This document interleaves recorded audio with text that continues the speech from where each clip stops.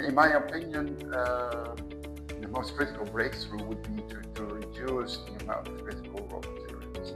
So there's a real need to reduce the amount of radium in, for instance, PEM electrolysis. So in my opinion, the whole technology needs to reduce the cost of the technology itself in the application for the final user. We're looking for new, cheaper materials that are using low quantity or not using at all CRM, or also working with the different technologies that are easily scalable and also could be cheaper in the production. So by reducing the cost of the production components, we are reducing the cost of the system and make it more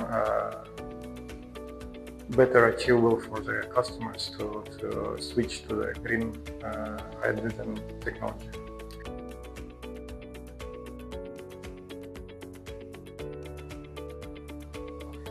So for me, the answer is quite simple because it facilitates the understanding of the partners that we have in-house. And for me, it was interesting to see that as being responsible for the electrode fabrication for AEL and for all the different methods used for this, that each of our techniques can actually be transferred to AEM, PEM, or even SOEC, and this wouldn't have been possible to know without such a workshop.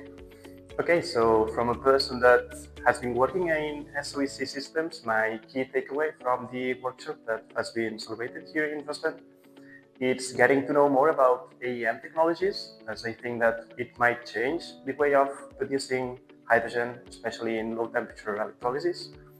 On the other side, I have to say that SOEC for me, it still has its own place, as it is unique working in high temperature electrolysis.